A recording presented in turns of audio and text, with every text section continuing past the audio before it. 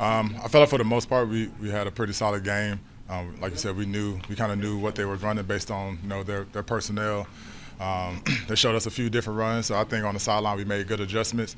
Obviously, in the second half and in the last play at the end, they did a good job of scheming us and on our defense. We didn't have an extra guy in the box, and they was able to get that big explosive run. So obviously, at the end of the game, you don't want that. But just like every week, the things that we were good at, we try to get better, and the new things that we see and the things that we didn't do well, we got to look at it and try to correct it for next week. You guys, obviously you guys are trying to make the Saints one-dimensional. You guys feel like you were able to do that, to make them one-dimensional, even though the stats may say that you guys weren't able to? I would say that, and also the Saints, they tried to run the ball at the end of the day. So it was every man for themselves. Who can win their one-on-ones. Some plays we got them, some plays they got us. But like I said, for the most part, I think we had a decent job in the run game. There's always going to be things we need to get better as far as scheme, gaps, things like that. So we just got to watch the film tomorrow and get ready for next week. Get extra frustrating to you not being able to get teams off the field without scoring? Last week, 7 out of 8 drives. Second half today, 4 out of 6 drives they were able to put points on the board. Is that frustrating to you? How do you guys stop that? Yeah, we just got to get off the field on third down. We was in cover one on I think the first possession of the second half. We got beat across our face. The pressure got through there, but we just gotta find a way to make that play. Whether it's a different call, whether it's the player being in the right position, whether it's we've been on the same page on defense. No matter what it is, we got to find a way to get off the field. So that just got to be something that we got to emphasize. When we in practice, we're in that position. We got to treat that like that's a game day rep, because that's been our biggest issue the past few weeks. Getting off the field on third down. So we just got to do better. CJ, after Houston, the win, you guys were high. You kind of said it's got to get better. Mm-hmm. Right? It can't be the same. How do you feel about these last 2 weeks? A step backwards yeah. for you guys? Whether it's a win or loss, you got to find a way to get better. Obviously, when you lose, the things that you need to get better on are heightened, and when you win, it's not as much. But you got to look at it as an opportunity each time you get out on the field. You got to find a way to make your game better, which is going to make the team better. When every guy's looking at one thing that they can improve on, ultimately that's going to build up, and the team will get better. So, easier said than done, obviously, but we just got to find a way, and that starts tomorrow. So honestly, I'm excited to get back to work tomorrow. I felt like I let the team down last time we played Miami, giving up that last touchdown play. So I got a chip on my shoulder going into this game.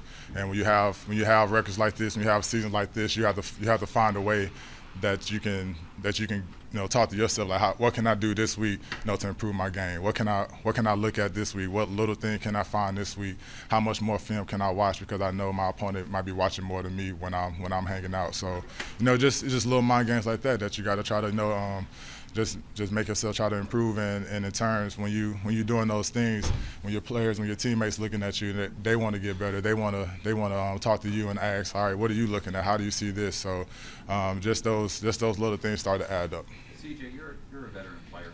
You've been a part of playoff runs. You've been a part of seasons where you had Super Bowl aspirations. When you're a part of this team, where now you guys are eliminated from the postseason, how do you handle that personally, being a veteran in here? Well, individually, I like I said earlier, I see every week as an opportunity for me to improve my game, and to prove to myself that I can be one of the players. I can be one of the leaders that can motivate my team, motivate my teammates to want to be great. Want to do the right thing. Want to step up on the field and give it their all. And just talking to the team, just talking to players. We got to believe. At the end of the day, it's easy to talk in the locker room. It's easy to say what we need to do, how we need to do it, the preparation for it. But if you're not believing that, it's not gonna happen. And once everybody get on the same page, and once we all really step on that field and don't have no doubt in our mind that we can come out this game with a victory, then things will change. When these losses start to pile up kind of like this, the criticism does build for Mm-hmm. the coaching staff, it builds for this team. You've been in there. What are your opinions kind of this team, the leadership, coaching, both offense, defense, Yeah. all that stuff? Well, you got to be built for it. When you say you come to a place to improve and to change things and be a culture changer, and it doesn't happen, you're gonna get all the criticism in the world. But But I told myself last week I'm built for it. I'm built for all the criticism. You can anything about the defense of the team, you can throw it on me. I don't care because I know what I'm doing every week to try to improve myself and get better for this team. So we got to have a mindset of we got to have a mindset pretty much that it doesn't matter what they say. It doesn't matter what you say and they not believe you. They can talk about it. They can laugh at you, but as long as we believe in the locker room, as long as we believe in our building, none of that even matters. They can say whatever they want. You can tweet whatever you want. You can type whatever you want because you're not the one in the building. You're not the one, going through what we're going through this year.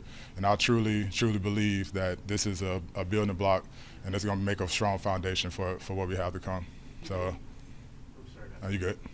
You have a young quarterback who's going through the stuff you just described, Mm-hmm. The growing pains and so forth. Could you say anything to Zach, or what are your personal observations of how he's handling this? Well, he came after every game. He comes to talk to the defense, talk to the guys. But today after the game, he said, "Hey, I got to do better." And sometimes that's just what it is. You want to try to make the play every time. You want to try to be perfect, but that's just not how this game is. So he just has to stay in his his whatever box that is that he needs to be in to be comfortable, whatever it is, and just trust his players and trust his teammates around him. Like I said from the beginning, we always have his back. Whether he throw an interception, a fumble, or make a big play, we're not going to talk about him behind his back. We're not going to shame him and saying, "Oh, you need to do this," because we respect what he does. If anybody else can play quarterback, then that person be playing quarterback, but it's him. So what we need to do and what we have to do is stay behind him and just keep motivating him to get better, because that's all we have to do. CJ, were there words exchanged at the coin toss? It looked like DeMario might have been tripping a little bit, you guys? No, not at all. What did you see on that late touchdown, and how disappointing was it for that to happen? Well, once Kamara, motioned out of the box, we didn't have anybody, stacking the box, pretty much having an extra player for that quarterback run. Because when the quarterback run, there's an extra hole in the box, because he really just find any free lane and run. And so, kudos to them for making the right call and unfortunately getting a big play at the end. So, that's really what just happened on that one. Did you feel that more protection was needed for Zach when he was sacked a few times? I'm not too sure. I was most time we going through adjustment on defense. So that's something that the offensive guys got to work out. I can't really say too much about that one.